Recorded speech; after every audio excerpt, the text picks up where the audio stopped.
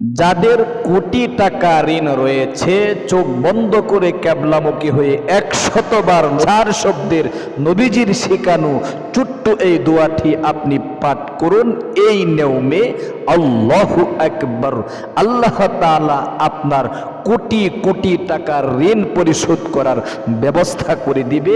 দুনিয়াতে আপনার যত চাওয়া পাওয়া আছে আল্লাহ তাআলা কবুল মঞ্জুর করবে, একটা চাওয়া আপনার অপূর্ণ থাকবে না।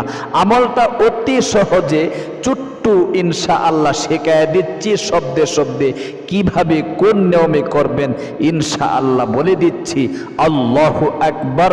চলছে কিন্তু শাওয়াল মাস। শাওয়াল মাস কিন্তু বরকতপূর্ণ মাস। আল্লাহ তাআলার আকাশের দরজা খোলা থাকে। আপনি যা কিছু চাইবেন এই দোয়াটা পাঠ করে, দোয়াটা কিন্তু ইবনে হিব্বান একটি সহিহ হাদিসের কিতাব রয়েছে, ওই কিতাব থেকে আমি আপনাদেরকে শেখায় দিচ্ছি। ও প্রিয় দিনী ভাই এবং বোন, অনেকেই তো বলে থাকেন হুজুর একটা ছোট্ট আমল শেখায় দেন না শব্দে শব্দে। এই তো আজকের আমলটা ইনশাআল্লাহ শেখায় দিচ্ছি। বলেন যে হুজুর আমরা অনেক অভাব অনটনে আছি, অনেক দুঃখ কষ্টে আছি, অনেকেই বলে থাকে অনেক ঋণগ্রস্ততার মধ্যে আছি, অনেক হয়রানিতে আছি, অনেক টেনশনে আছি, এত পরিমাণ ঋণ হয়েছে যে জমি জামা বাড়ি বিটা বিক্রি করলেও ঋণ পরিশোধ হবে না, অত পরিমাণ ঋণ হয়েছে। আল্লাহু আকবার। কোনো চিন্তা করবেন না, একদম ইয়াকিন নিয়ে দৃঢ়তার সাথে আজকের ভিডিওটা দেখতে থাকুন। ইনশাআল্লাহ আমলটা আমি শেখায় দিচ্ছি। ও প্রিয় দিনী ভাই এবং বোন, বিশ্বনবী মুহাম্মদে আরবি সাল্লাল্লাহু আলাইহি ওয়াসাল্লাম তিনি কিন্তু আল্লাহর কসম করে বলেছেন যে এই শাওয়াল মাসের মধ্যেই শুধু নয়, রমজান মাসের পরেই কিন্তু শাওয়াল মাস। বিশ্বনবী হাদিস শরীফের মধ্যে বলেছেন মান সামা রমাযানা সুম্মা আতবাহু সিত্তান, যে ব্যক্তি রমজানের রোজাগুলো রাখার পরে এই শাওয়াল মাসের 6টি রোজা রাখলো, আল্লাহু আকবার, কানা কাসিয়ামি দাহরি কুল্লিহি। বিশ্বনবী বলেছেন সারা বৎসর রোজা রাখলে যে সব আল্লাহ তাআলা তার আমলনামার মধ্যে সেই সব দিয়ে দেয়। পারেন যদি আপনারা শক্তি সামর্থ্য থাকে 6টি রোজা অবশ্যই রাখেন, যেহেতু হাদিস শরীফের মধ্যে বলা হয়েছে। আসুন আমাদের মূল উদ্দেশ্য হলো আমলটা শিখা। দেখেন সহিহ ইবনে হিব্বানের এক সিহাসিত্তার কিতাব, ওই কিতাবের মধ্যে কিন্তু অবশ্যই এই দোয়াটা উল্লেখ করা হয়েছে। দোয়াটা আগে শিখায় দিচ্ছি, এরপরে আপনাদেরকে নিয়ম কানুনটা বলে দিচ্ছি কিভাবে আমলটা করবেন। আগে দোয়াগুলো সহিহ শুদ্ধ উচ্চারণে শিখুন। ছোট্ট একটি দুরূদ শরীফ আগে আমি আপনাদেরকে শেখায় দিচ্ছি। এই দুরূদ শরীফটা আগে আপনি অবশ্যই 3 বার পাঠ করবেন। অবশ্যই নিয়মকানুনটা কিন্তু শিখতে হবে। আগে আমি দোয়াগুলো শেখায় দিচ্ছি। দুরূদ শরীফটা আমার সাথে সাথে সহিহ শুদ্ধ উচ্চারণে কয়েকবার পাঠ করে শিখুন। অনেকেই কিন্তু সহিহ শুদ্ধ উচ্চারণ শিখতে চান না, সারা জীবন আমল করবেন, আমল কিন্তু কবুল মঞ্জুর হয় না। কেন? অবশ্যই সহিহ শুদ্ধ উচ্চারণ ঠিক করতে হবে এবং আপনাদেরকে অবশ্যই কিন্তু ইখলাস এবং ইয়াকিন বিশ্বাস নিয়ে আমল করতে হবে। ও প্রিয় দিনী মহিলা মা ও বোন, খুব মনোযোগ দিয়া দুরূদ শরীফের সহিহ শুদ্ধ উচ্চারণটা শিখুন। আল্লাহুম্মা সাল্লি আলা মুহাম্মাদিন বলতে হবে। অনেকে কিন্তু বলেন না, কষ্ট করে হলেও সহিহ শুদ্ধ উচ্চারণটা শিখুন। আল্লাহুম্মা সাল্লি আলা মুহাম্মাদিন কুল্লামা যাকারাহুল যাকিরুন ওয়াসাল্লি আলা মুহাম্মাদিন বলতে হবে। ওয়াসাল্লি আলা মুহাম্মাদিন কুল্লামা গাফালা আন যিকরিহিল গাফিলুন। আবার আল্লাহুম্মা সাল্লি আলা মুহাম্মাদিন কুল্লামা যাকারাহুল যাকিরুন ওয়াসাল্লি আলা মুহাম্মাদিন কুল্লামা গাফালা আন যিকরিহিল গাফিলুন। আবার একবার পাঠ করে দিই, খুব মনোযোগ দিয়ে শিখুন। আল্লাহুম্মা সাল্লি আলা মুহাম্মাদিন কুল্লামা যাকারাহুল যাকিরুন ওয়া সাল্লি আলা মুহাম্মাদিন কুল্লামা গাফালা আন যিকরিহিল গাফিলুন।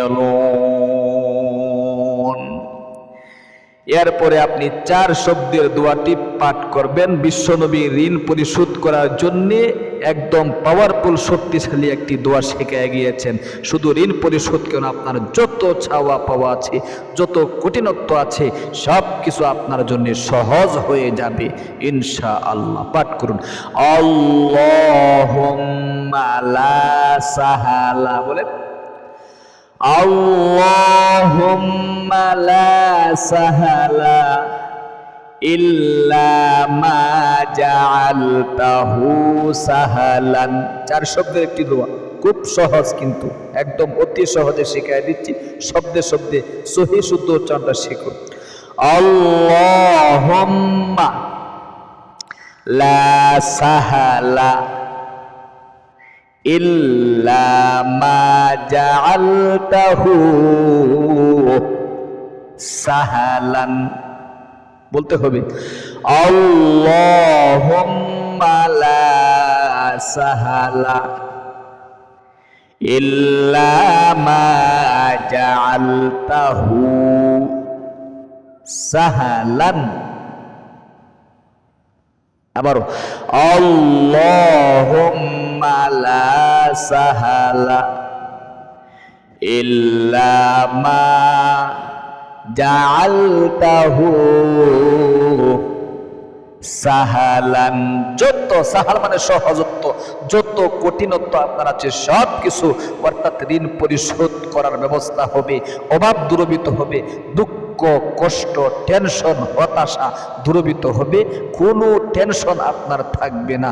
পরিবার সংসারে আস্তে আস্তে শান্তি আসতেই থাকবে, দুনিয়ার ছাওয়া পাওয়া কবুল মঞ্জুর হতেই থাকবে, হতেই থাকবে।